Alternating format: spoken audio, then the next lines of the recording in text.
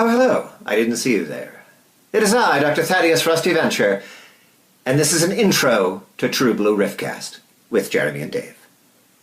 Riffing about RiffTrax and bad movies, such as The Godfather, Citizen Kane, and The Devil Wears Prada. Rusty. Yes, I'm sorry to interrupt, but those are all good movies. In fact, great movies. Well, James, did you ever hear of a little expression called eye of the beholder? Well, yes, but there's such a thing as truth, and you're not being very truthful. I disagree. What is truth? What is true blue? What is a riffcast? These are questions. They are questions. Look, why don't we just try a second take? All right. Hello, it is I, Dr. Thaddeus Rusty Venture, and this is an intro to True Blue Riffcast, riffing about bad movies, such as Back to the Future, The Treasure of the Sierra Madre, and Cannonball Run. No, I can't accept this. I mean, I'm not going to say Cannonball Run is great, but it's certainly good of its genre. And what genre is that? Film Twitter? Wait, look, don't call me that, first of all.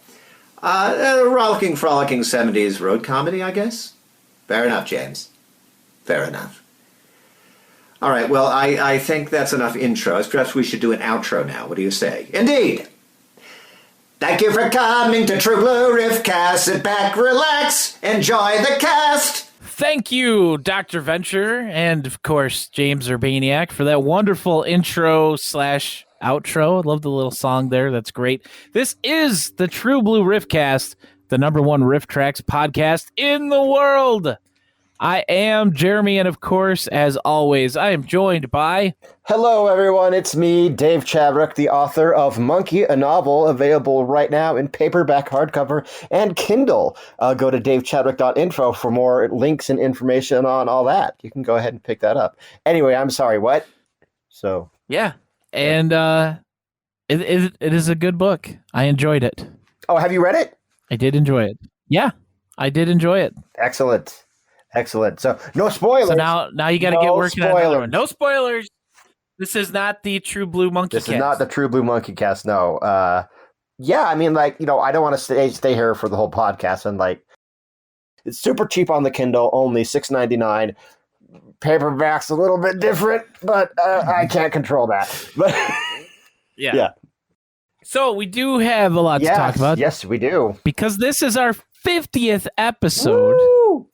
We had a little discussion about which intro to use, and I said, "How many intros do we have now?" We were just talking about this. Yeah, 4 intros.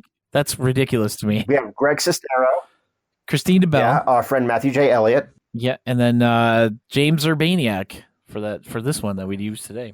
It's very cool that we have all these intros. And we have to actually pick and choose what to use. One, and I suggested, hey, let's go ahead and use the one with James Urbania, because somebody, we don't know who, amazingly, spent a lot of money to give that to us. So let's go ahead and use that for the 50th episode. So thank you, whoever did that. Thank you, listener. Yes. And also, speaking of thank yous, we have some patrons to thank. Oh, yes, let's do this. I actually think we have a new patron. A new-ish patron. Jeremy does everything on the Patreon, everybody. So I would like to thank Jeremy because he basically runs the podcast. And I just come on and make life miserable for him.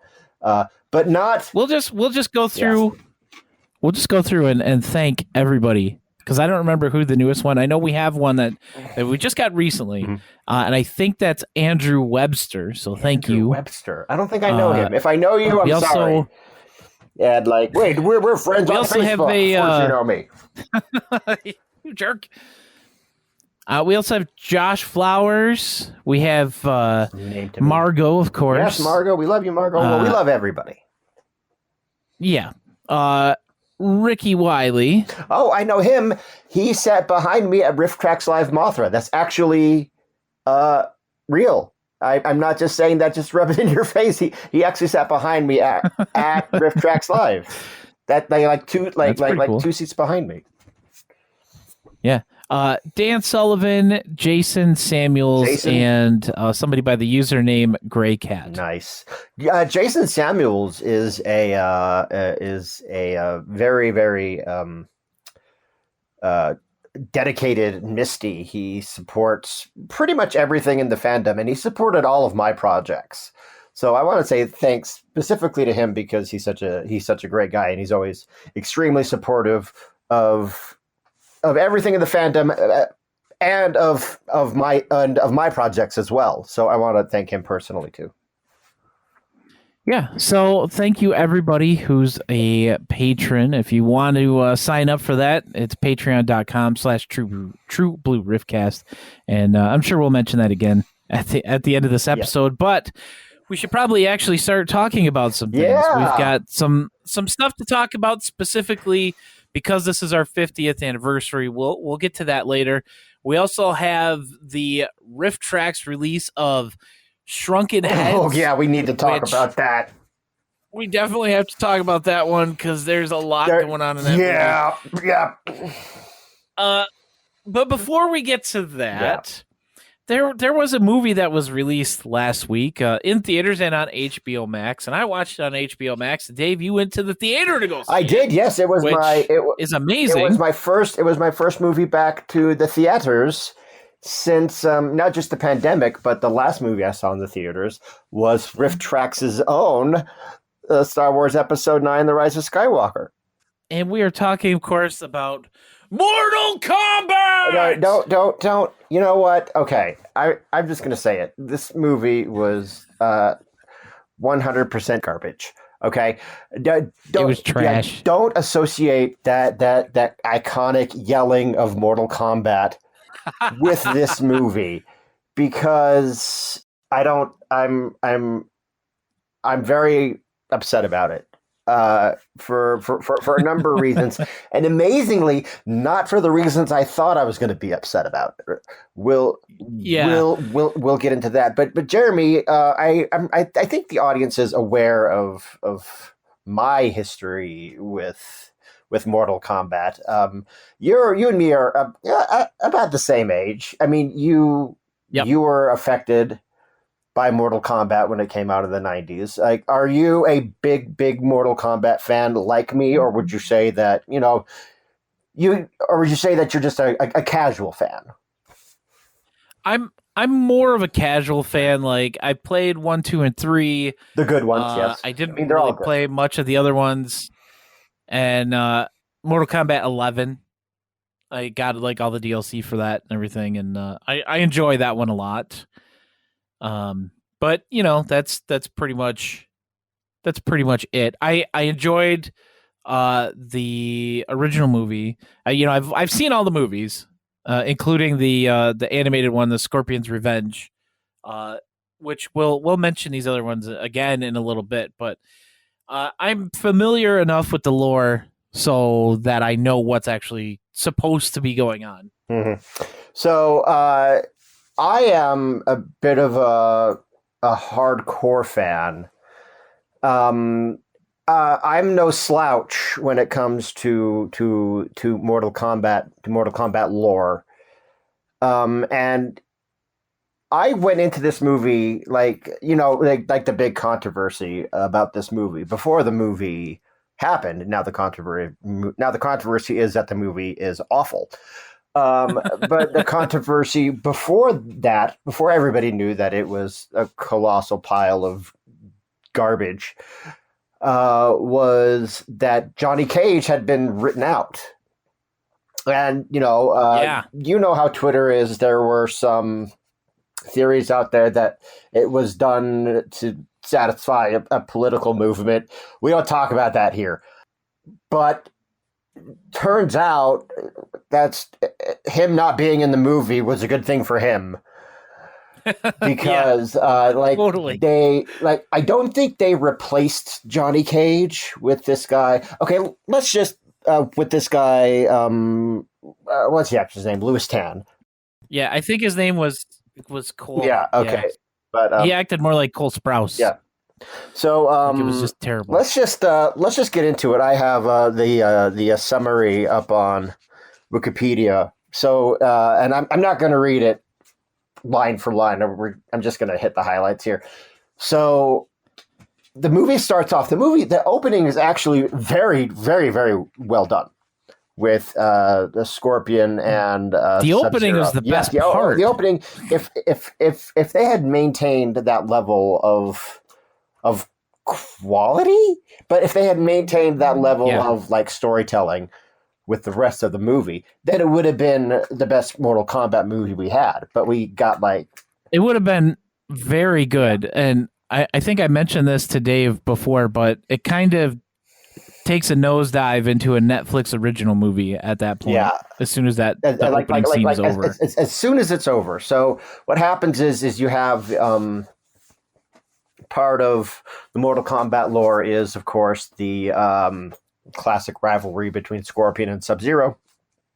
Excuse me. And Scorpion is killed by the original Sub-Zero before the tournament, and then Scorpion goes down to the Nether Realm where he's like, oh my gosh, I'm such an angry skull man now, right? Fueled by vengeance and fire and get over here's. So he goes and fights for Outworld in the Mortal Kombat tournament. This is not in the movie, but this is what happens in the game. No. But they do the death of Scorpion and the wiping out of the Ryu. They do that very well. It's not 100% canon like at all because it happened like 400 years ago, and in the video game canon, it supposedly happened like recently, like within the past decade, somewhere in there. But all that being said, they do that very well, and then Scorpion, who's played by an actor who I'm not even going to try to pronounce this actor's name because I know I'll get it wrong. This actor, and he was in Lost. He was Dogen in Lost. That's how I know him, but apparently everybody else knows him as other things. But to me, he's Dogen. And I always thought he would be a great Shang Tsung, but he also turned out to be a great Hanzo Hasashi, a.k.a. Scorpion. So his performance was excellent. And then we get the Mortal Kombat title. Oh, Raiden! Then Raiden comes in and picks up the baby that survived, and then FOs. Yep. Okay, and then like what Jeremy said, it descends into utter trash. We meet this, for lack of a better term, this Alice from Resident Evil, only in this movie he's called Cole Cole Young. Wasn't in the games. He's somebody's freaking self-insert, and he's a cage fighter. And I thought, well, this guy's going to be Johnny Cage, and Johnny Cage is just like his ring name. But no, that's not it at all. I'm convinced this guy is somebody's self-insert, and I'm sure he's a great fighter. But he's a terrible actor. And he has his cage fight where he loses, and he has one of these, dumbass tattoos that it's like, oh, I'm a champion of Mortal Kombat. Jax is at the fight. And he has both of his arms. Yeah, he has both of his, by the way. So, and Jax is like, hey, you're Cole Young. Why do you suck now? And Cole's like, screw you, Jax. He's like, okay. And then he goes, and Jax, follows him. He's a creeper. He's out in a van. And we probably shouldn't go through the whole movie the way I am now. So I'll just speed things up. They go to a diner, and they get attacked by Sub-Zero, who I guess is like 400 years old. Jax fights Sub-Zero, and Sub-Zero freezes his arms off. He should be dead. And Cole runs away, meets Sonya, and Sonya has Kano tied up. And they're like, "Oh, rah, I'm Kano. I'm also the best part of this movie." Kano, the guy who played Kano, I think killed it for what it's worth. Kano was the best part of that whole movie. Absolutely the best part. He's like, I have a dumbass tattoo. Sonya's like, I don't have a tattoo. Reptile shows up, they fight, they kill. And Kano's like, I know where Raiden's temple is. They go to Raiden's temple, and it's freaking awful. It's like a god awful set, and they have like drawings of Nightwolf and Kotal Khan, and they're trying to trick you into thinking that there's like, and they're trying to trick you into thinking that there's some Mortal Kombat stuff happening. And Liu Kang is there. Yeah, he's just like some generic. Liu Kang and Kung Lao are there. They're like, hey, we're here now. Care about us, right? And then Raiden shows up. Raiden is horribly, horribly miscast. I don't think I can emphasize how badly they screwed Raiden up in this movie. So they say, like, okay, let's just get to it. So then they go to Outworld, and Outworld is also just terrible. They didn't even build a set for Outworld, like, at all. No, it's like a bridge. Yeah, they have a bridge with some awful green screen, and then him and Shang Tsung and Melina, who they've like totally like Fu Manchu'd Shang Tsung. He's not like this awesome badass villain. He's like just this guy, you know? Yeah. It's horrible. And they talk a lot about the tournament, and you think the tournament's going to happen. This is the biggest problem with this movie. I'm just going to say it. The biggest problem with this movie is that they don't do any of the Mortal Kombat things. They don't have the Mortal Kombat tournament. They talk a lot about it, but it never happens. So anyway, Shang Tsung he's like, we need to kill the Chosen Ones before the tournament, so they can't have the tournament, so they can't have the chance to beat us, and we can take over Earthrealm. Shang Tsung would never do that. Shang Tsung would want to win honorably in the tournament. That's like his whole reason for existing. Shang Tsung, he might cheat in the tournament, maybe. Yeah. But we've never really seen him cheat in the tournament because, but like, I'm not saying that like cheating's beyond him. I've really never known him to do it. But it's like, okay, screw it. Let's kill all the Earthrealm warriors. Well, why? Just have the tournament. Yeah. I mean, like, and then they teleport to Raiden's temple. Yeah. And Raiden puts up a shield. He's like, no, you can't kill these dudes yet. We have to have the tournament. And so Shang Tsung's like, fine, I guess. And then he left. Yeah. And then we get the training montage for Cole and Kano to unlock their arcana. Oh. We also have to say that Jax is there too now.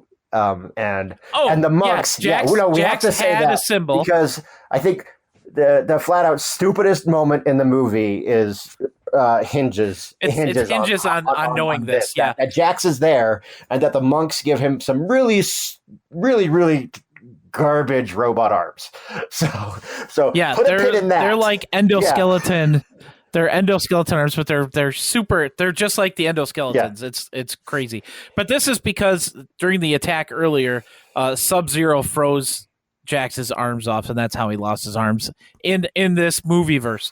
But so they're all training to get their arcana. Kano, of course, gets his laser eye, which is so dumb. This whole thing about them having. Every time an Earthrealm warrior says superpowers, I want to be like, stop, shut up, no. Cole can't get his to manifest.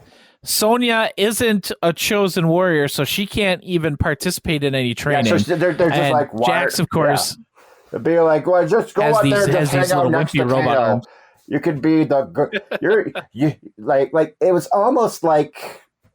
It was almost like, you can't train with us. You're a girl, right?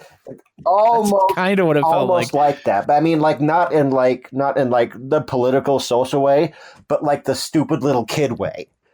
Like that's what it felt like. So they're training. Shang Tsung, they send what's his name? Oh yeah, okay. I'm totally blanking. Okay. So they go back to Outworld. They go back to like their green screen bridge because they couldn't be bothered to build a set or have like anything that looks cool. Okay, this movie was so ugly that like all the awesome visuals from Mortal Kombat, forget about it. It's not going to be there. You're just going to see garbage gyms. You're going to see like quarries, a trailer park. Yeah. So just like none of like the stunning visuals associated with Mortal Kombat are present, and the temple that they have is like in the side of a mountain where they like couldn't even like put a hallway in. Not in a cool way. They just like have like these tunnels, and it looks like a giant mole dug through it. So yeah, and it's not great. And also, Shinnok's amulet just happens to be there, and that was just there so that like the fans can be like, "Oh my gosh, it's Shinnok's amulet!" It's like, get that out of here. That shouldn't be here. That's the most. And Kano just picks it up like it's nothing, And it's just be like yeah, he's gonna steal it. Yeah, he's gonna steal. It basically holds the power of the devil, But anyway, I'm getting sidetracked.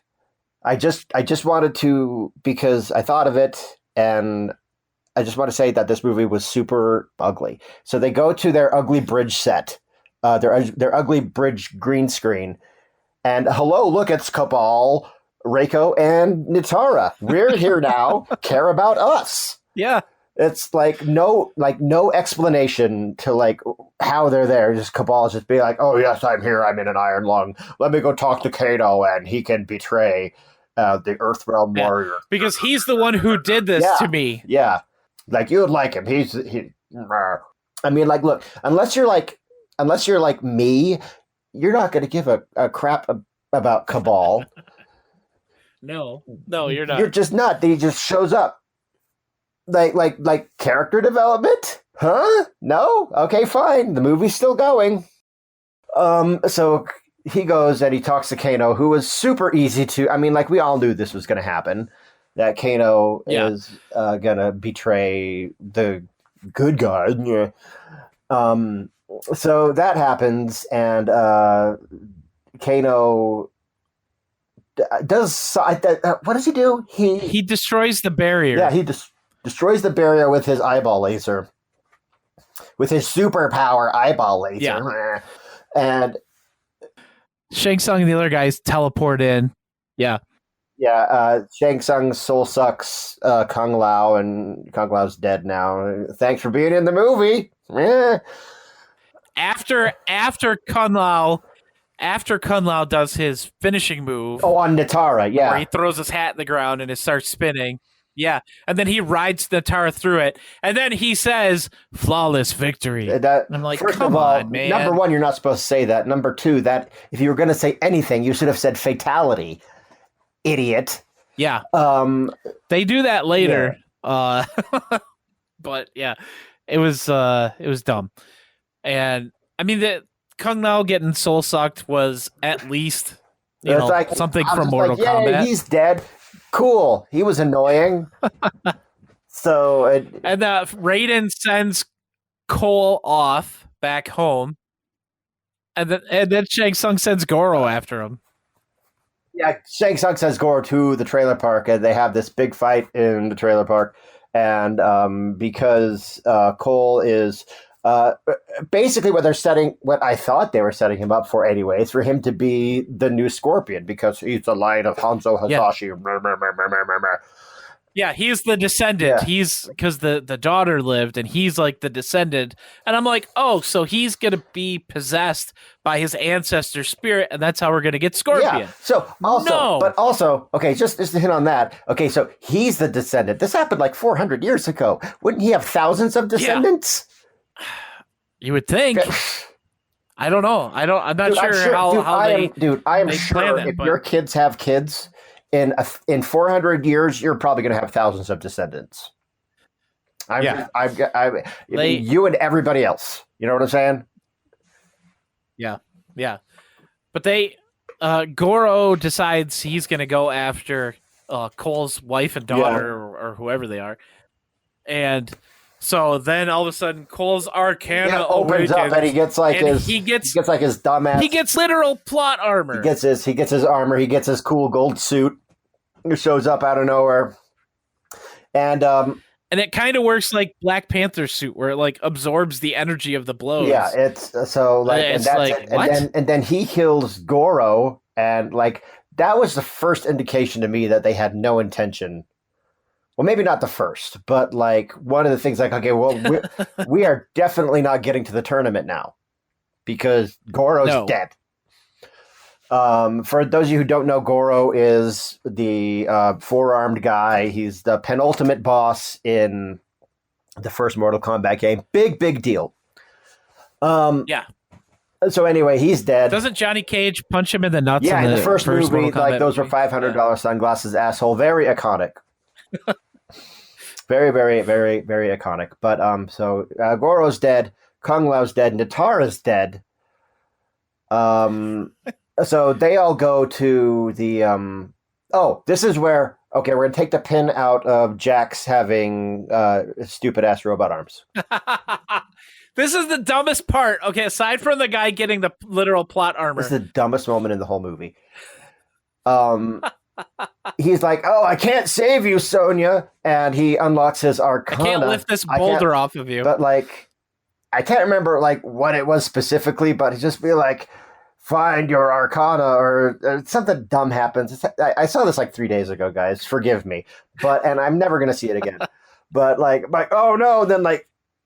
He grows robot arms when he finds his Arcana to they like transform. Yeah, they like give him like that's his quote unquote superpower is that he grew new robot arms. It's like no, that's not how that works. I mean, I haven't seen the Justice League movie yet. I mean, does Cyborg grow his robot arms? No, he doesn't grow his robot arm. Someone has to build it. I mean, I have the comics. I mean, but it's like you don't grow robot stuff; you build robot stuff. Dumbass. I know this is going on way longer than it probably should, but this is very cathartic for me. They go to like this King's Cross in Harry Potter, and basically they go to like this goopy white place where it's like the void. But only it's a good void. And Raiden just basically tells everybody, "Oh yeah, I suck, I can't help you." And then Cole's like, "Well, we need to go kill all the bad guys that the audience totally cares about." And then Jack says they wanted a tournament, let's give them a tournament, like, but on our terms. Or something along those lines. It was really dumb. Like that's somehow, in their minds, I guess that's how they justify saying, "Oh, well, we had the tournament." Like, no, the hell you didn't. Yeah, the tournament is on Shang Tsung's island. It has like a lot of cool stuff to look at. It has actual fights, and it's an actual tournament. No, you don't get this. This is not how you do it. So they sent Jax to fight Reiko, and he smashed Reiko's head in. And then Sonya went and fought Kano and got his little his mark. And killed him with a garden gnome, which I thought was really stupid.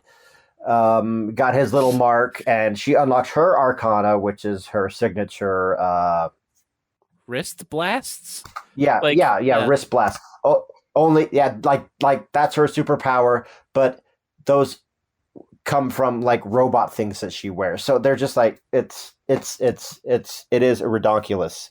Dumb. Yeah, it is super dumb. Dumb is the word you're looking for. So she shows up, and someone's fighting Melina. I don't even remember who. I think it was Liu Kang. I thought Liu Kang was fighting Cabal. Liu Kang fought Cabal and killed him. Oh, it must have been Cole then. Yeah. And she shows up and fatalities her and Melina. So I guess we're not going to have a Melina Katana rivalry now. So screw that. Nope. Liu Kang summons his fire dragon and it eats Cabal. And then he says fatality for Kung Lao. So then they're like, oh, okay, we've killed everybody, but no, we have to all gang up on Sub-Zero ourselves, even though they don't really. So they go to the gym because Sub-Zero kidnapped Cole's family and is holding him like Scorpion's family was at the very beginning. And Cole shows up and be like, "Where's my family?" And be like, "The line of Hanzo Hasashi must end, blah, blah, blah." And then Scorpion shows up. All that build up. Raiden gave Cole the kunai that Scorpion used at the beginning of the movie, and he's like, "This will help you." And then when he used it, tried to use it on Sub-Zero, then Scorpion appeared, and he's like, "I'm going to kill you now." And then they have this big fight, and they kill him, and then Scorpion disappears. Yeah. So like all And that Cole build up saves his for family. all that build up for nothing, and then so like I guess the tournament is over, and Shang Tsung shows up, be like, "You beat us today, but the next time you see us, we'll be with armies," and he FOs. And so the movie, The end. yeah. So no. There's the teaser there's for the sequel. teaser, which is like, I am okay. I'll tell you what happened, and then I'll tell you why I think this happened. They go to, like, Cole's cleaning out his lockers, be like, "We have to get ready for when they come back," or something. We have to find the other chosen. Find the other champions. Okay, so he's cleaning out his locker, and then the guy from the beginning who said that, "Hey, Cole, you suck," comes and says like, "Hey, I need you," and he's like, "Nope, I'm getting out of the fighting business to go do other fighting business." And he's like, "I'm going to Hollywood." It's like, "What's in Hollywood?" "Not what, who." And then it pans over to a poster. The bottom half of a poster of Johnny Cage in like Ninja Mime or something. Then it goes, and then the movie ends. Now, here's why I think that happened. Because they got, I think that was probably shot in the last month or two, because of all the kerfuffle about, like, everyone was like, Johnny Cage is part of Mortal Kombat. Why aren't you giving us Johnny Cage? We love Johnny Cage. Like, this can't be a Mortal Kombat story without him. And the producers were like, "You got to have Johnny Cage." Producers were like, "Well, we screwed up." So I think that's why they shot that, so that, like, hey, if we get a sequel, you're going to get Johnny Cage in the next movie. So I think that was probably just, like, tapped on. That's my theory. Does it? Yeah. I mean, is that a sound theory? That tracks. Okay. Yeah. But this movie was hot garbage. They clearly fished the script out of a dumpster, because the dialogue was horrendous. Except when you hear stuff in foreign languages, it sounds probably a lot more badass than if they were speaking it in English. So it was probably just as bad as it was in like the stuff that happened at the fire gardens at the beginning of the movie. But yeah, they didn't have any of the great Mortal Kombat visuals. They spent $95 million on this movie. I mean, I don't know what they spent it on. It wasn't the sets. I mean, it certainly wasn't getting any well-known actors that are like super well. There were no A-listers in this movie. I'm just wondering what they spent this money on, because for $95 million, you could make like 3 episodes of Mystery Science Theater 3000. Oh, I see what you were talking about. That's right. That was my prepared joke. That was my prepared joke, everybody. It is up to Jeremy whether or not that stays in. Let me tell you, my 3 biggest problems, aside from the script, the actual script, my biggest problems with this movie. 1, no Johnny Cage, which we already talked about. 2, Liu Kang was just this generic fighter, and he's supposed to be very important to the tournament. Yeah. Like, come on, guys. Like, Liu Kang, this is the guy. He's the hero. But no, he's the hero. He's just some guy. Yeah, he's just some guy in this. And then my third biggest problem is the mishandling of Scorpion, because I wanted more Scorpion in this movie. They should have given us more Scorpion in this movie.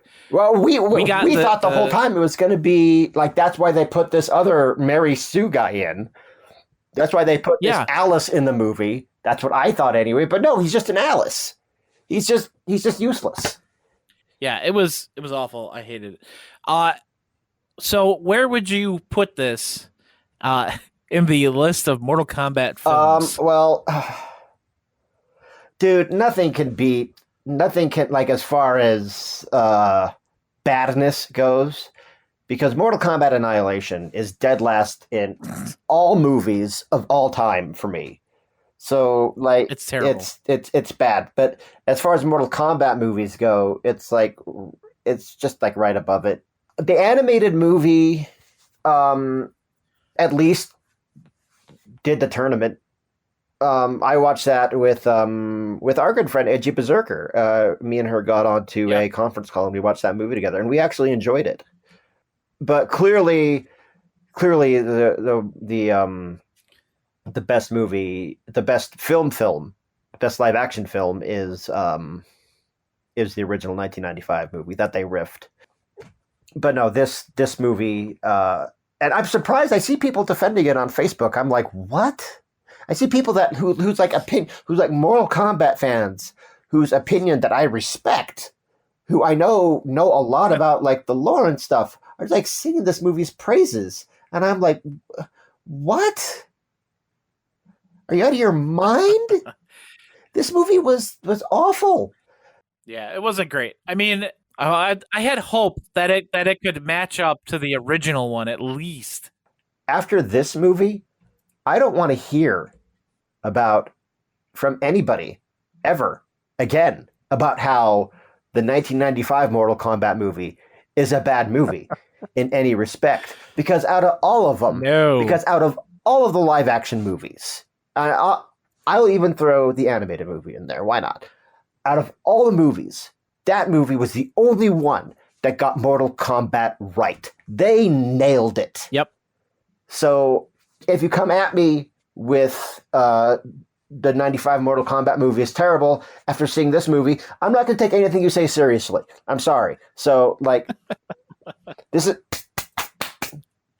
that's me.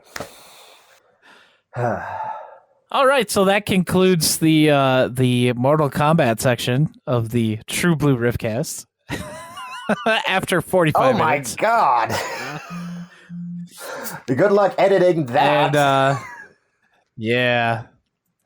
So now let's move on to Shrunken Heads from RiffTrax. Oh my gosh. Oh my goodness, guys. Shrunken Heads. If you have not watched this riff, this thing, you're in for something. I can't say a treat because it's not, but okay, there's some very much bad things in this. Yeah, okay. I'll say this because this is a bit of a conundrum, okay?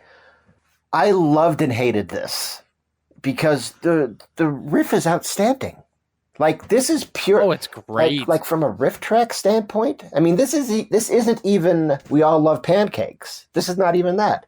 Like, no, this is pure. Like, this is like pure RiffTrax. Like, this is what RiffTrax should be. Like, this is the RiffTrax that I love and just like love to like experience. But the movie is reprehensible. Like, it might be the most repulsive movie RiffTrax. No, I'm going to say it. I mean, like we come onto this show, we're prone to hyperbole. We'll say this was the worst dub ever. This was the most boring movie ever. But I think as far as just like creepiness, just like there's and it's not creepy in the scary way. No, creepiness and like the. I think this is probably the most repulsive movie RiffTrax has ever done, and we'll get into why. Okay, but do you remember the scene from Rats where the people are getting it on in the sleeping bag? Yeah, well, of course I remember that. Yeah. That pales in comparison to what we get in this. Okay, I'm going to read this straight off of RiffTrax. RiffTrax is the summary. Okay. At the bottom, there's the little warning symbol and something you should know. It says rated TVMA for cursing, child murder, corpse defilement, underage creepiness, and an obviously fake cat plushie that gets put into a stew. Now, it's the underage creepiness part of this that I think is probably the biggest problem. Yeah. I mean, before that, okay, let's just go ahead and there's no nudity. No, there's no nudity. No. There's close to nudity, but there's no actual like nudity, so it's not at least at that level. But there are a few things. Okay, so the main the main gist of the story is there's three kids, and they're living in the 50s, 90s. Yeah, that's explain what that is. There's no like definitive like time period that this movie takes place in. It actually reminds me a lot of how they did Archer for the first few seasons. Yeah, it's very anachronistic. Where it's like could be the 50s, but it could be like modern times. And this is very much it's either the 50s or the 90s. Well, it's like, very okay. I think it's very clearly the 90s. But at the same time, the aesthetics are like, you know, there's a greaser gang in this movie. Funny. They're trying to like play off like these gangster movie cliches.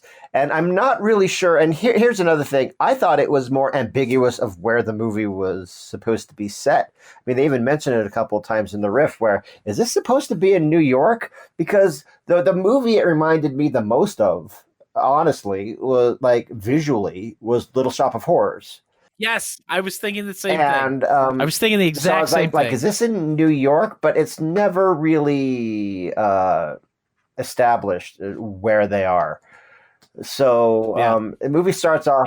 These three boys. Like one kid like works at his dad's corner store. Stand by Me 1, 2, and 3. Yeah, they go over like to this comic book, this newsstand where the guy's got comic books. And they have this really. And he's this old guy. Yeah. Who? Tell us what this guy used to be. This comic book store owner. Yeah. So he's from Haiti, and he back in Haiti, he was in the Tonton Makute. Yeah, I'm gonna let you look that up. It's basically the Haitian secret police. More or less. That's in the ballpark of it. Yeah. So we're gonna try and keep this short, unlike what we did with Mortal Kombat. I don't know. Do we want to keep it short? Because there's a lot to talk about, man. Well, the summary we can keep short, and then we can talk about individual things. They run afoul of the local greaser gang, which I think is the Vipers. I don't know. One guy wears a Viper shirt. I'm not sure. They work for. They work for what? Big Mo. Yeah. Oh, we need to talk about her too. Put a pin in Big Mo because I have some questions about this person. Big Mo, played by Meg Foster. Okay, that answers my question immediately because I was not sure if this character was supposed to be a man or a woman. Yeah, but they say she and her. So I'm like, wait, what? Yeah, no, I thought. And then I saw, it's Meg Foster, and I'm like, oh, okay. I thought the character was a man. That's what I did too, but no. Anyway, she like runs the big like gang. She's like the head, the godfather of this gang, and or godmother, I guess. I don't know. But anyway, they bring the kids in because they got him arrested. Yeah, they got him arrested by videotaping them stripping a car for parts. They get out of jail. They get the kids. They take them to Big Mo. They escape from Big Mo and they steal some stuff from Big Mo. And Big Mo's like, no, we need that back. And so Big Mo makes the head of the greaser gang, which I don't remember his name. I don't know if it was Booger or Booger was a different guy. Guns them down. Yeah, they go and they kill them. They kill the kids in the street. Okay, when that happened, I was like, did they just murder these children? Yes, they did. God. After their funeral, Mr. Sumatra goes in and he cuts their heads off. Yeah. He takes a saw. Goes into the funeral home and cuts their heads off. They don't show it. It happens off screen, but then we're back at his condo, and he's got, of course, this giant cauldron full of bubbling liquids, and he throws the heads in, and then he throws a stuffed cat in, and then he turns them into shrunken heads, and they wake up, and they can fly around, and the one kid can shoot electricity, and the other kid carries a switchblade in his mouth, and the other kid eats stuff. They have their own superpowers. We need to talk about how he wakes up the kid who eats stuff, because it was disgusting, and it will make okay. So there's jelly beans. This kid loves jelly beans. The brand of jelly beans is Wizzo. Yes. So Like, you couldn't ask for a more, like, they couldn't ignore it. If you're listening to this podcast, then you know what Wizzo is. Wizzo is the classic RiffTrax clown. He wakes him up by repeatedly, he puts the jelly beans in front of him. He's like, eat the Wizzo, eat the Wizzo, eat the Wizzo. And he keeps saying, eat the Wizzo. And it's like, guys, no. And then it shows him eating, and there's like this other like blood and stuff come. It's actually it was this scene where I started to get really creeped out. I mean, there a little bit before it has something to do with what we're going to talk about later, but yeah, but like this is where I started to get like really like my skin started to crawl. Yeah, they started finding the members of the gang, and they basically kill them and turn them into zombies. But the zombies are like cleaning up the streets. It's really weird. Anyway, they go and they do their thing, and they get the bad guys, and there's really no happy ending here because the kids are dead. The girl that the main kid liked takes them home. Like Mr. Sumatra says, they're yours now, and they have them in like a suitcase, and she takes them home, and it's just like, what? How do you explain that to your parents? She's like their new mom from Double Dragon. Yeah. This girl in the movie her character is 15, almost 16. There's a year in between the time that the kids die and they come back as crime fighting Shrunken Heads, and she is at this point dating the leader of the greaser gang, and at one point they're in a car together. And he's trying to get her to do things, and she's like, "No, I don't want to." Her. Yeah, and she's like, "You're almost old enough. How old are you? 16?" She's like, "I'm almost 15 or something." "I'm almost 16." And he's like, "So okay, hold on." And then he kicks her out of the car. So rewind, because this is probably the biggest reason why this movie is so detestable and repulsive. Yeah. We need to rewind to very early in the movie. And she was dating, what's his name? The head greaser man. And she's dating the head greaser, and she leaves him because she likes one of the dorks. And she goes to the dork and she climbs up. And she's dressed, I don't want to say provocatively, but, not in a way I would want my 16-year-old to dress. Well, at this point, leaving the house like that. At this point, she would have been 14. Yeah. Okay. So, she's dressed not revealingly, but she has, she's wearing very tight clothing. And she goes and she starts kissing one of the, the lead dork, right before he gets arrested and killed. Yeah. And so she's kissing that guy. And it's just like, no, I don't like this at all. I really don't want to see. I mean, Kevin even says it in the riff. He's like, guys, should we be seeing this? I don't really want to see. I mean, they're children. I mean, I know I'm 40 and I'm getting a little bit older, and everybody under the age of 30 looks like a teenager to me now. But especially teen 15 year olds, I no. Yeah, we don't need to see that. That's when for me, that's when the uncomfortableness really starts. The uncomfortableness reaches its peak at after let's see, the main dork, I think his name was Tommy. He reveals himself to her, not because he's as a floating head, not in that way. Yeah. As she's in the cemetery, at his grave, and he zaps her brain to show her what happened to him. And then he flies up her shirt and comes out through. Okay, why did he do that? I don't know. And comes out through her top. And they force a shot of her. Of this child. Okay, look, let's just say it. There's no nice way to say this.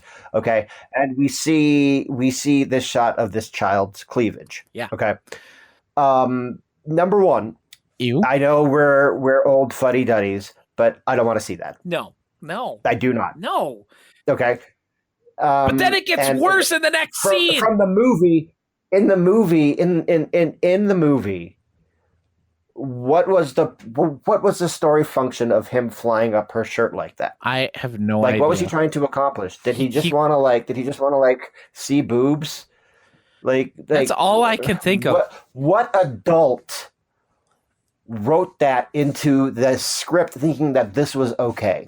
Charles Band, who we've talked about plenty of times on this podcast, and is he? Remind me who he is. Let's see. He's the reason we got Oblivion and Oblivion 2. Is he? Yeah. Subspecies 4. Wow, I already hate him. Yeah. This is yeah. Yeah. He's not cool. And this movie was actually directed by Richard Elfman, of the brother of Danny Elfman, who did the music for this movie.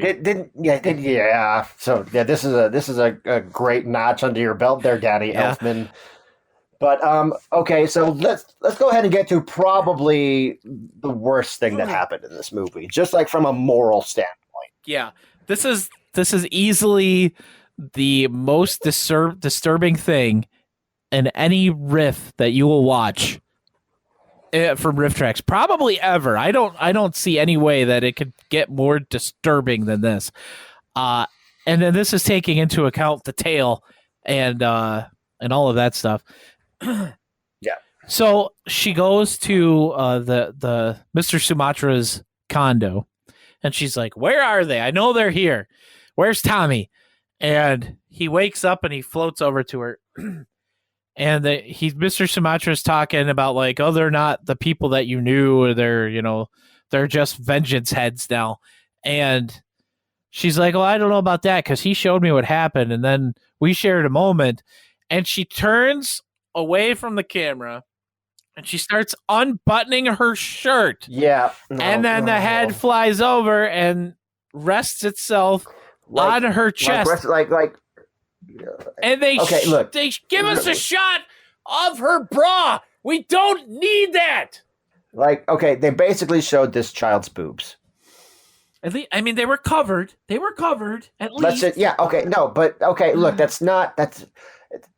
Look, I don't care. This is I don't care either. Charles Band. Look, I'm a dad, and I have a daughter that's about the same age as the girl character in this movie, and it was like, I'm glad that I watched that movie by myself, and like my wife wasn't there, and my son who watches RiffTrax with me wasn't there.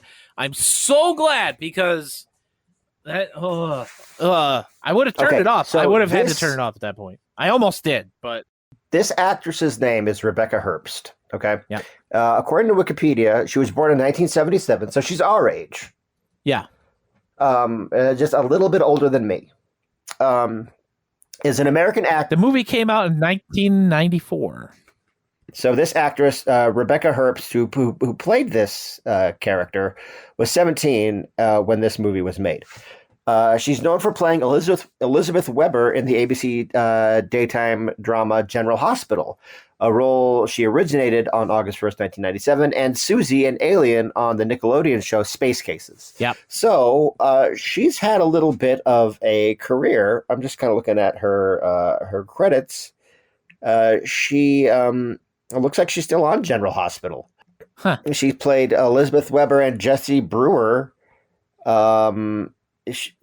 And looks like she won a soap opera award in 1999. Huh. And she's been nominated for Outstanding Actress several times. So, child actors, it's not a good idea. If you're listening to this podcast and you're thinking about having children, don't let them be actors. And don't do that to your child, because they might end up in Shrunken Heads. Okay. Yeah. Don't do it. Just don't. But yeah, this Now, on the flip side of things, this was an outstanding riff.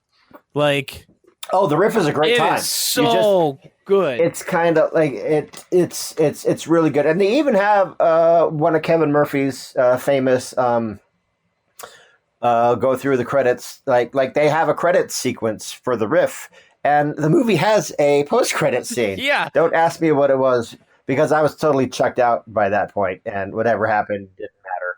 The Harley Quinn type character that Big Mo had, she was in jail, and she got out of jail to see Big Mo and whoever the head greaser guy was cleaning graffiti off of the wall as zombies, and then she screams, and that's the end.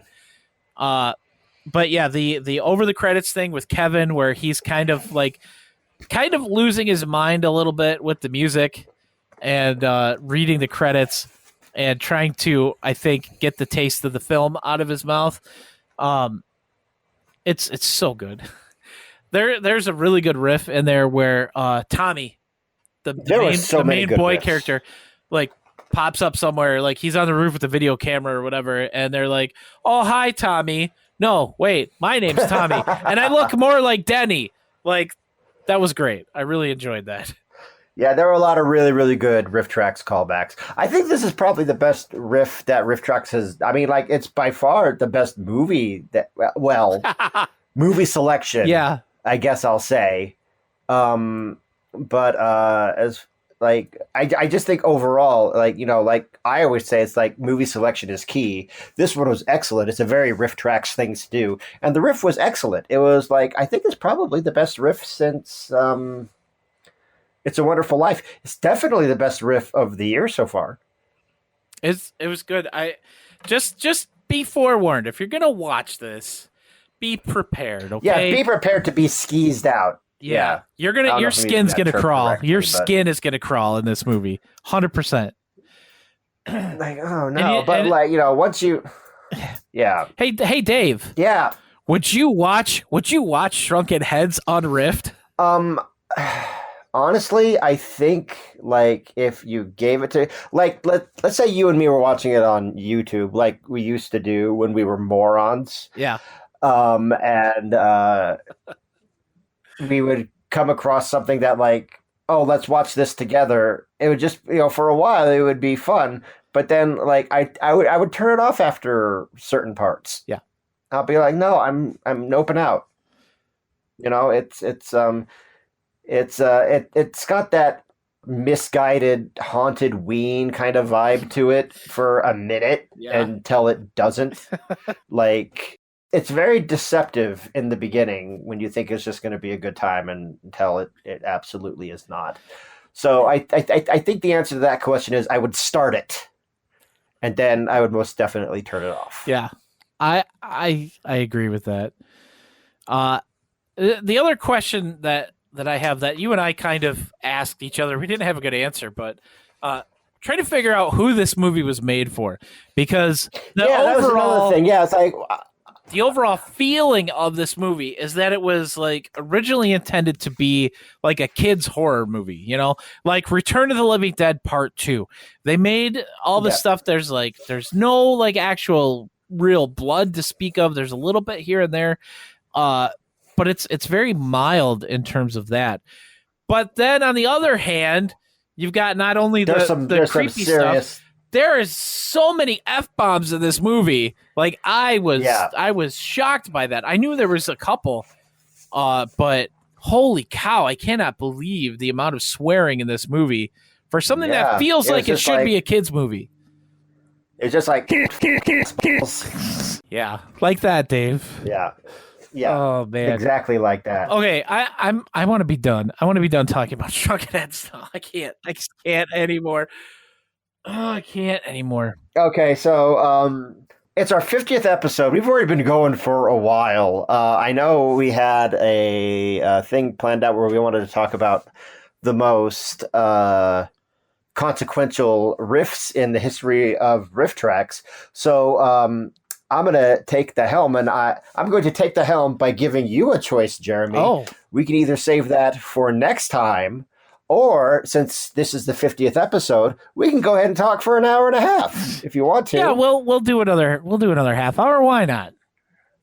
Okay, all right, cool. So everyone's going to look at the length of this. It's like, whoa, did Matthew J. Elliott break the podcast again? What's going on? Well, of course, by the time I get done editing it, it probably won't even be that long, and we'll just look dumb for saying it. But Okay, but so anyway, like I said, this is our 50th episode, and we're like, do we want to talk about another riff? Like I suggested, I know 2 episodes ago, which was like 2 months ago now, I said that I was going to talk about Replica. And then I was like, hey, maybe I could talk about Replica because I said I was going to do that for the next episode. And then Jeremy said, well, we could do that, but it's our 50th episode. You want to do something special? Then we kind of had a conversation. Well, let's talk about the most consequential riffs in the history of RiffTrax. Yeah. Yeah. Now, you said you had something. This is going to be like a very ad hoc kind of discussion. But Jeremy, you said you had something not prepared, but like an idea of what you. Yeah, I have a few pulled up that I'm kind of looking at here. And I'm not going to start with the beginning or what I think, obviously Roadhouse and Night of the Living Dead are both, because that was what started everything.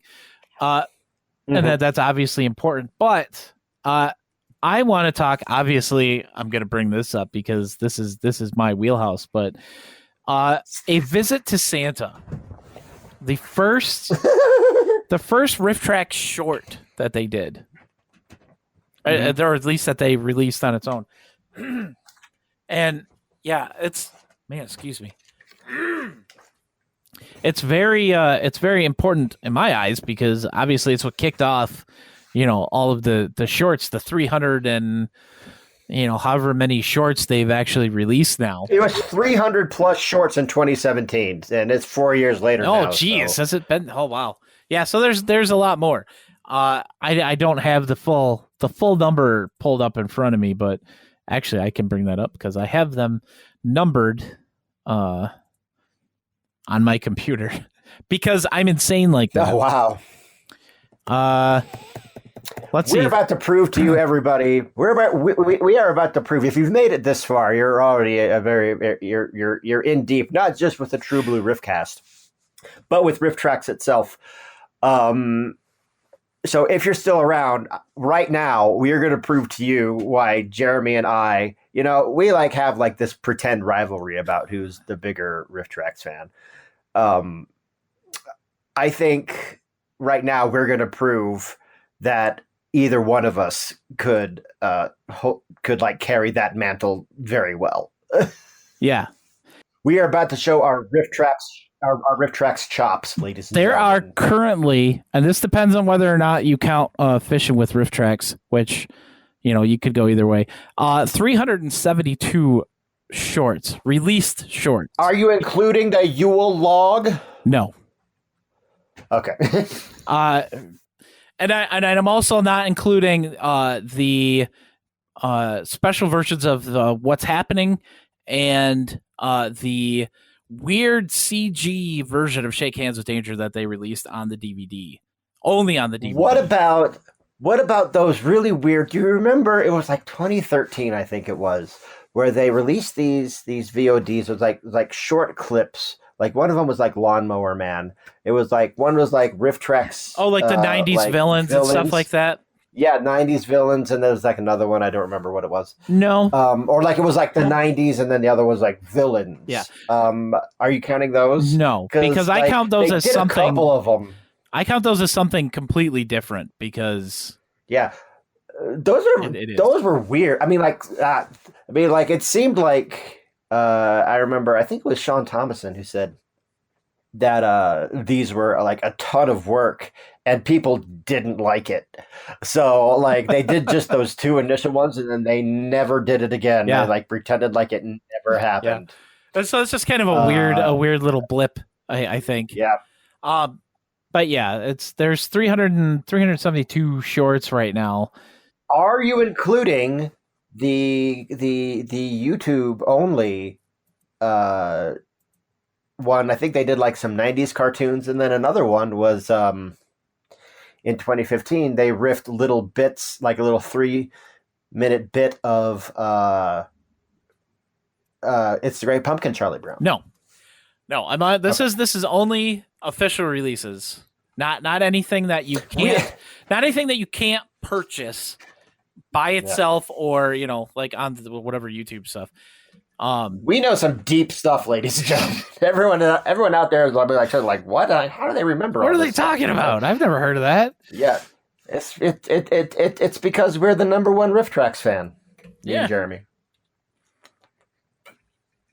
But so obviously it launched this entire plethora of Rift shorts, and they're still finding more stuff to give us. And I mean, we've gotten live shows that were literally the whole thing was just shorts, and some of those have not been released separately. So no, I'm not counting those either because technically those are just live shows.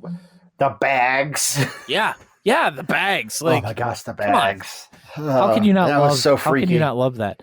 I don't love the bags, but it was no, the bags is excellent. Yeah, but just like it freaked me out. I was just like, why is this a thing? Oh my gosh, my soul. So that's definitely one of the most, in my eyes, one of the most important releases from RiffTrax. Visit to Santa. Okay, so I would like to just kind of I'm just gonna, like I said, this is very ad hoc. I pulled up the list of official RiffTrax on the RiffTrax wiki, which I have let. Okay, I'm just going to be honest. The RiffTrax wiki is basically broke, and I don't want to get into it, but they basically made some changes on fandom where, the code that I used is broken, and in order for me to continue to update new pages and stuff like that, I'll have to go back and make all the 700 plus pages that I've been making since 2014. Do it all over again. Oof. So until I figure out how to fix it and not spend as much time as I did making the whole wiki all over again, it's kind of broke, and I don't know how to fix it. So if you're out there and you're a riffwiki.net fan, which I know there are zero of,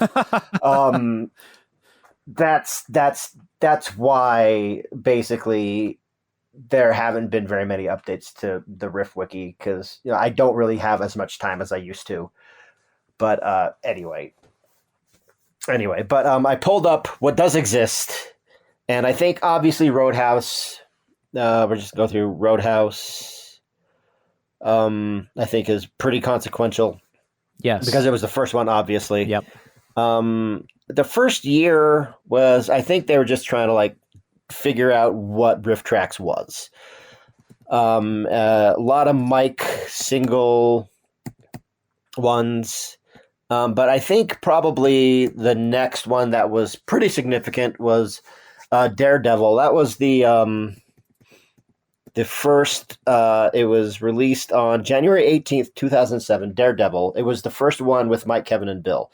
And it was the first one that kind of established, okay, this is the Mike, Kevin, Bill show. Yeah. Kind of from here on out, more or less. So Battlefield Earth, I think, is a pretty significant one. Yeah. Oh, here, I got a good, the Star Wars holiday special. Yes, Star Wars is kind of a very important addition to the RiffTrax catalog. Yeah, well, I think that was kind of because that was RiffTrax had been around for about a year and a half at that point. It was released on December 10th, 2007, and I think that's where they not finally, but it's just where RiffTrax just whew, this is what this is. Yeah, so I think that's where RiffTrax came to fruition, was with the Star Wars holiday special. I think 300 is important. I can't really justify it. I just think it is. And then we get into season 3, and that's when there was a whole bunch of VODs where they started Plan 9 from Outer Space. They released on January 28th, 2008. The Dark Knight for me is significant because that was the first RiffTrax that I saw. Yeah. I have to bring up something here real quick. I'm looking at the RiffTrax page for The Dark Knight, and they have a little thing off to the side underneath the poster for it. they have a new section, get the movie for this riff. And there's like, it shows Netflix, Amazon, Apple TV, Google Play, Vudu, Fandango Now, YouTube, AMC Theaters, DirecTV, and HBO Max. Someone did a lot of work, Eric Peterson. Yeah, this is cool. I've been wanting a feature like this on the site, because there used to be like, oh, there was a category like, here's what's available on Netflix, and it was like its own thing. But now they have it all integrated into the page itself. Very well done, guys. Very well done. That sounds like an Eric Peterson thing, probably. And if I'm wrong, yeah, because that man is amazing. Then we go into season 4, House on Haunted Hill, which is still my personal favorite VOD. Jaws, I think, is significant for the reason that was the first one with Sean Thomason. So I think that's significant. Of course, we have the first live show from 2009, Plan 9 from Outer Space. Yeah, Plan 9 from Outer Space. That's right. So at first, yeah. So if you go back and if you look at the Plan 9 live show, it's very different. It's a very different experience because they had Veronica Belmont, who was there. It looks like, they paid her a lot of money and she was there and she just couldn't give a shit. She I don't know. I think they worked with some people, and you can leave this in or take it out, but I just think that they worked with some people on that first live show who just were not a great fit. Yeah. And you could tell that they just did not care. I mean, RiffTrax cared, but the people that they brought in to work with them, it just didn't look like they gave a crap about what was going on. So right. The Plan 9, and they had some content before the movie itself, because Plan 9's not that long, but yeah, I mean, it was the first live show. It's a very different experience. Check it out on RiffTrax, and you'll see what we're talking about. Yeah, definitely check it. It is available as part of the RiffTrax Friends subscription. Yeah, have we talked about that? It doesn't matter. I think I don't think we have. And you know what? Honestly, I think this is another huge milestone for them. They finally have a subscription service, which doesn't really matter for us because we get everything when it comes out anyway. Right. So I mean, I don't have RiffTrax Friends. I don't need it. There's over 400 riffs available. Wow. To watch on there, including it's shorts, $6 right? a month. Yeah, it's $6 a month. So if you're one of the people who, you don't buy everything that they put out, you don't just automatically purchase stuff, or you're kind of just starting to get into RiffTrax, your friends told you about it and they maybe showed you a few things. This is the perfect way to get started. You get a free week. And then it's $6 a month after that, which is not a bad price at all. And of course, guys, this is not an ad. We are not sponsored. We're just sharing this information with you.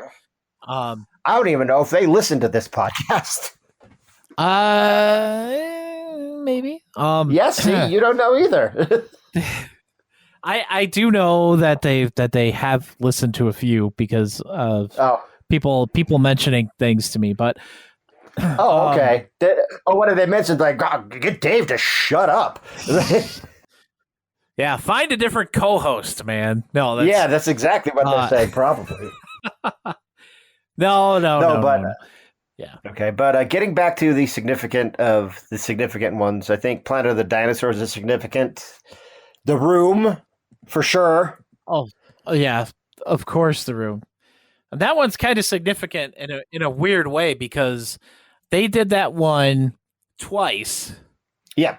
And the first one, unless you purchased it while it was available, is gone. Oh, yeah, that's gone, yeah. I have both of them, yeah. It was replaced, and I know we talked about this before, but it was replaced with the studio recording of the live show script. So that's kind of a weird, just an oddity, I think, in their catalog. So getting into 2010, Boy in the Plastic Bubble is very significant. And then Santa and the Ice Cream Bunny.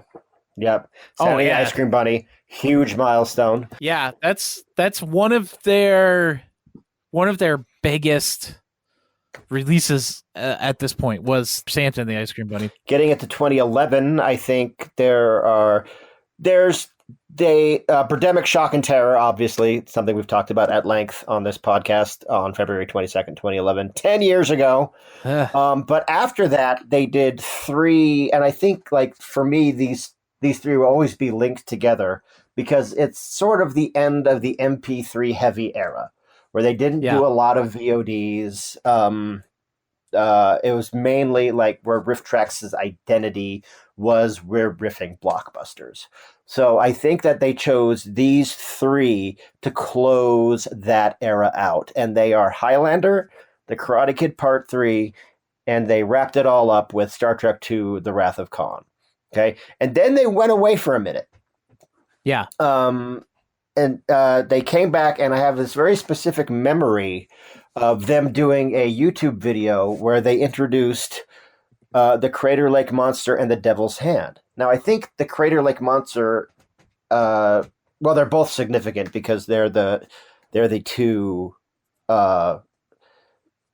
releases. One was released on the Crater Lake Monster was released on May 24th, 2011, and the Devil's Hand was released on June 1st, 2011. Yeah, these were I think Crater Lake Monster for me sticks out more.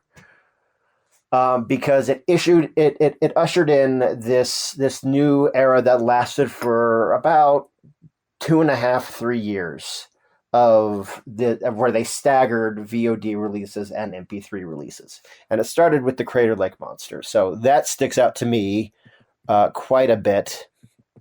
Then we get into 2012, Ghost House, big one, huge release. The Guy from Harlem. Yeah, one of their all-time greatest riffs. Oh, you know what?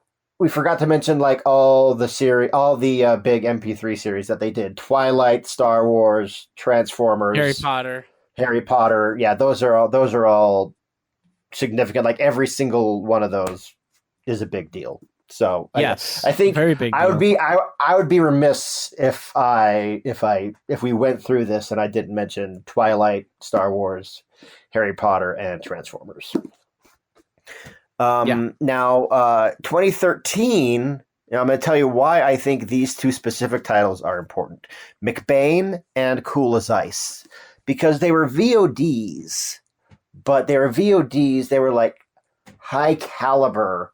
Like for at least for what RiffTrax was releasing at that time, as far as VODs go, because at that point they had, like in 2009 and all that, they had been releasing public domain movies, with like Plan 9 and Little Shop and Planet of Dinosaurs.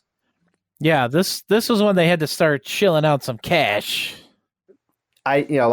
But how expensive could things like Ghost House and Future Zone and like other garbage like that, how expensive could that possibly be? Now with McBain has some notoriety to it, and so does Cool as Ice. So like that's not nothing. And then they came out with Vival Knievel and The Apple. So for me, this indicated a shift to more high quality licenses, but it also indicates a shift away from MP3s, because Twilight, I think the MP3 era as a whole, and also like the staggered era that started off in 2011 with Crater Lake Monster, where you'd have like whatever, that era came to an end along with the MP3 era as a whole, I think, with Twilight Saga Breaking Dawn Part 2 on March 14th, 2013. And like the whole swan song of the MP3 era was like the line montage. Like the where like, where they like line, because line was like that whole line recurring bit was like RiffTrax's like biggest joke. Yeah. I would like to see line come back. Yeah. But I'm sure we've gotten it, and we probably just have forgotten, just like glossed over it. Yeah, because it's been 8 yeyears. It's been 8 years since Twilight Breaking Dawn Part 2. 8 years already. Yeah. Oh my gosh. I remember because I used to have RiffTrax parties, and this was one of them. And I think the last RiffTrax party I had was in 2014 for the Hunger Games, and where everybody who used to come just decided they didn't want to do it anymore. But anyway, so we have all that. I think Doctor Who and the Daleks is very significant. Yes, both of those movies that they did. Invasion Earth, 2059? Yes, yeah, something like that. Yeah. Oh, yeah, Invasion Earth 2150. Yeah. Okay, so getting into season 9, 2014, The Wizard of Oz, very important because Huge they had huge release. And then something happened a week after that. This is, I think this, for me anyway, this is the first RiffTrax Presents. That is very, very, very significant. Not to say that Matthew J. Elliott didn't do good work before this. I'm not saying that. Yeah. But this was the first riff with Ian Potter, King of Kong Island. Okay. Yes. So that kind of gave Matthew somebody to bounce off of and somebody to write with. And I think Ian Potter elevated Matthew's game so much. So to me, that's for me, King of Kong Island represents the beginning of a turning point for RiffTrax Presents and Matthew J. Elliott and Ian Potter. They were definitely more scattered at this point. Yeah. But you can see great things. Yeah, great things are on the way, and we'll get to that here in just a second. Super Mario Brothers on March 21st, 2014, extremely important. Especially because that the Super Mario Brothers was a VOD, and it wasn't. Yeah, it was a VOD. We had been begging for Super Mario Brothers for years and years at this point. Yeah. And then when we get a VOD, it's like, what? So and then it's just, this is amazing. Total riff off. The total riff off, that was very significant for not just in RiffTrax catalog, but the fact that it was RiffTrax on TV on the National Geographic Channel of all places. Yeah. But they did it on it was on April Fool's Day, right? Yeah. Oh, April 2nd. April 2nd is what I have on here. But yeah, they did 3 episodes of the Total Riff Off the first time. Mm-hmm. And then they've done a few more. They did another Richard Terry, and what was the other one that they did for the second batch? That was in December. They did one. Okay, they did 3 batches. They did a batch in April 2014, Killer Shrimp and Friends, Demon Bat, and Guy and a Goose. Okay. Yeah. December 2014, they did Man v Monster and Animals Behaving Badly. In November 2015, they did Brazilian Bigfoot. So there are 4 of them. That was the other Richard Terry one that they did. But yeah, those are great. Those are wonderful additions to the catalog. They're so good. They're so good. I also think around that time. Oh man, I just lost my thing. There it is. Let's see. Where were we? Super Mario Brothers Total Riff Off. They did Fist of Fury right after that. Yeah, that was excellent. Yeah. See, I don't get I feel like that one has dropped completely off everybody's radar that they actually did that. Yeah. I think we need to talk about that one in an upcoming episode too. Yeah, we'll do a retrospective on Fist of Fury. RiffTrax Live Sharknado, I think, is very important. Yes. The last Slumber Party. One of my favorites. I think that's significant for us, for you and me. Yeah. Because we both love that one very, very much. Fun in Balloon Land came out, which is a big one. I know you can't stand that one. I can't. It's parade footage. It's a big release for the catalog. Getting into season 10, I'll just say 2015 had a lot of really, really good stuff. And it's going to be impossible for us to cover all of it, but we'll just hit the highlights. Rolligator. If it were up to me, I would say everything that's on here. But there's so much, yeah. Julia Jack. I mean, come on. Rock and Roll Nightmare. Rock and Roll Nightmare. RiffTrax Live The Room. To Catch a Yeti. Radical Jack. Oh my gosh. Death Promise. No Retreat, No Surrender. The Wizard. I Believe in Santa Claus, which and the RiffTrax Live Santa and the Ice Cream Bunny. Getting into 2016, we had Icebreaker with our good friend David and Gene Cola. Yep. They released the Film Crew episodes that they did at this point. Oh, yeah, right that's after right. Icebreaker. And that was their little project they were going to start after, before they did RiffTrax. And then some things happened that I don't really want to get into because it was terrible. Yeah, we're not going to get into it. Yeah. Now, Flight to Mars with Matthew J. and Ian Potter, I think, is very important because I think that's the fruition of Matthew J. and Ian just being outstanding. It's one of the best, not just one of the best RiffTrax Presents things, not just one of the best Matthew J. and Ian things. I think Flight to Mars is one of the best things RiffTrax has ever done. I don't get tired of it.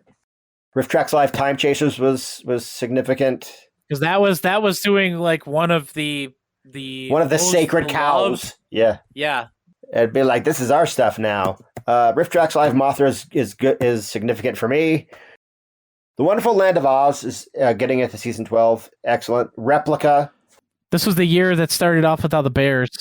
Oh yeah, this was 2017, the year of insanity.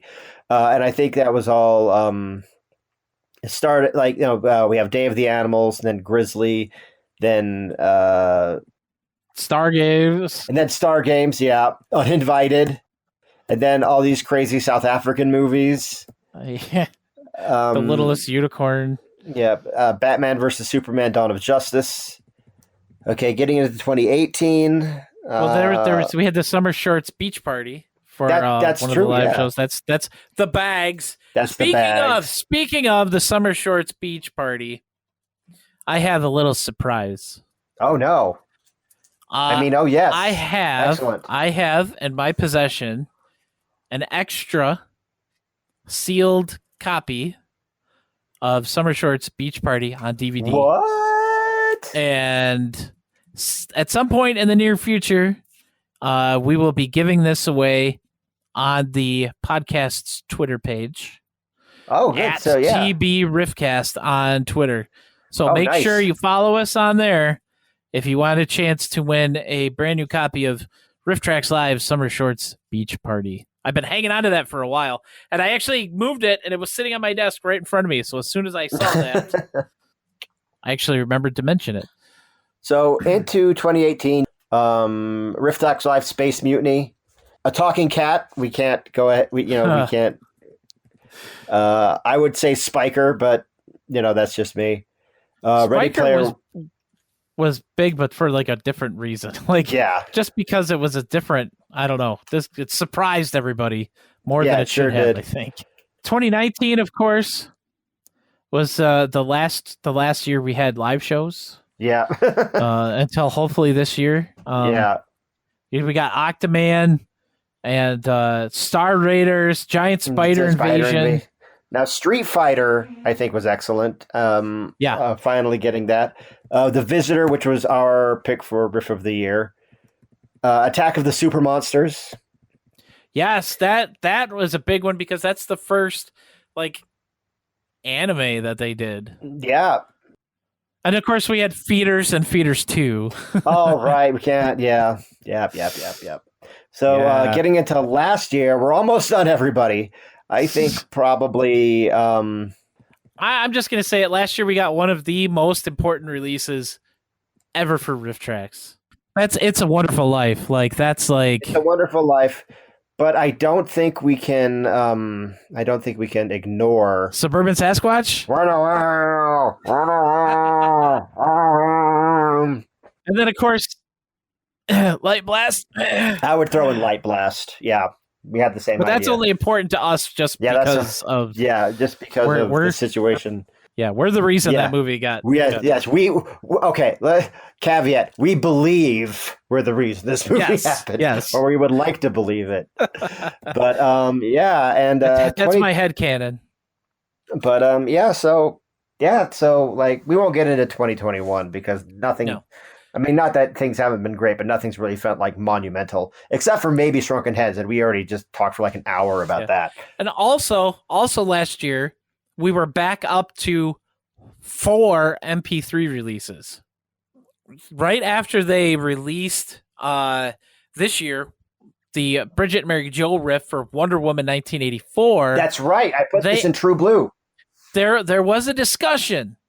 There was a discussion from RiffTrax. They wanted to know that if we would be willing to maybe pay a couple dollars more for the MP3 releases. And I said 100% yes.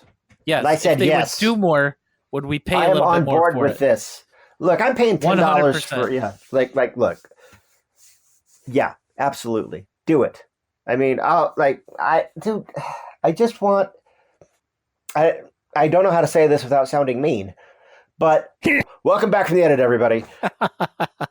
I would very much like to see more MP3s.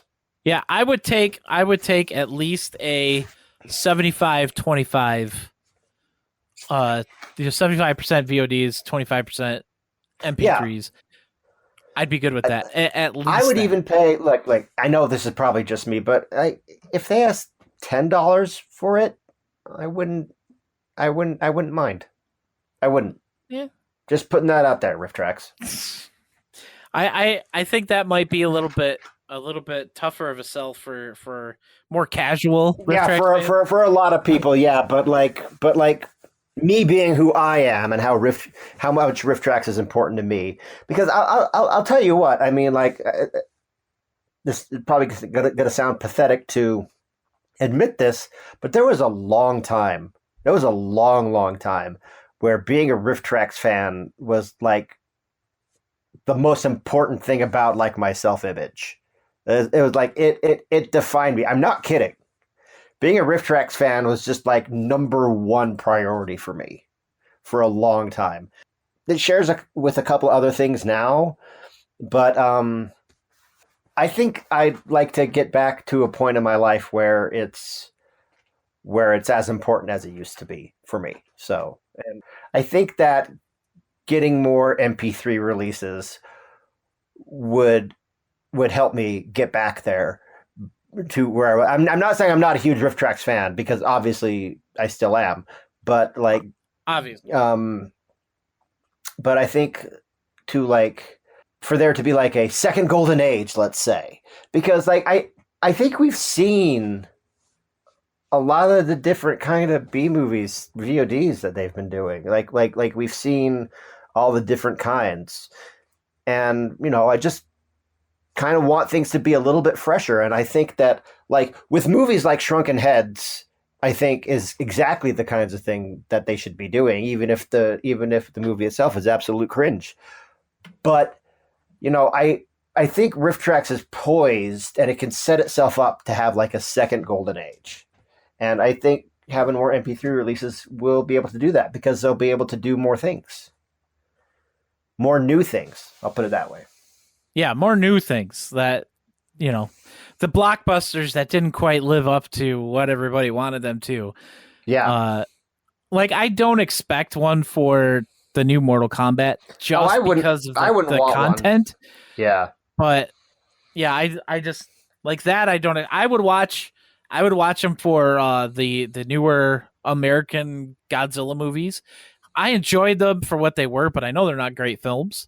And I think for some of those, like even Godzilla versus Kong, that would be a fun thing. Great movie to watch with a riff. Yeah, I would totally buy that one. I would pay the $5.99 or whatever, $5-6 a piece for those, no problem. No problem, especially if it's movies that I'm like, yeah, this movie needs it. This movie deserves it. Yeah. So, yeah, man. RiffTrax, thumbs up. Do it. More MP3s. I'll pay more. Well, that took a little bit longer than than I was anticipating. We kind of Yeah, okay, here's the thing. Here's the thing. If you get Dave started on something like that, he's going to go. He's just going to go, and he's not going to want to stop. Yeah, like Jeremy probably edited it out, but he's like, we need to not mention every single title that's on here. We can't go through the whole catalog. Yeah, why each title is so great. Because I'll sit here, I'll talk for an hour about I Believe in Santa Claus. I don't care. Well, I'm down for that. We already did. We talked about that one for about an hour, I believe. Yeah, and next time we're going to talk about Replica for an hour. Mark your calendars for that one. But Replica, there's a lot to unpack in that movie. Yeah. It also has the greatest car crash ever. Yeah, it's the greatest car. Didn't we see a car crash recently that was even... Oh, yeah, that was in... we talked about it with Matthew J. It had Mark Hamill in it. Earth Angel, yeah. Earth Angel, that's right, yeah. That's another great car crash. But before we let this episode turn into a car crash, I think we're gonna wrap it up. Oh, I think we're way past that, man. I think we're loaded up in the ambulance and going to the graveyard. Oh man, but yeah, like I said earlier, if you enjoy the podcast, you can support us over on Patreon, patreon.com/trueblueriffcast. I actually do sometimes post stuff on there, like when we got our new intro from James Urbaniak. I posted that on the Patreon as soon as we got it, and that was like 3 weeks before our previous episode because that took forever. I also posted some updates on there and stuff like that, some behind the scenes things. So I put cut content up there from time to time, all kinds of little goodies for you. Balls. It might be something like that. It might be something like that, but I'm not cutting that out of this episode, Dave. So until next time, guys, you can find me on Twitter at PBNAwesome. You can send me emails, Jeremy at trueblueriffcast.com. And once again, don't forget to follow the podcast Twitter at TBRiffcast because we've got that giveaway coming up very soon.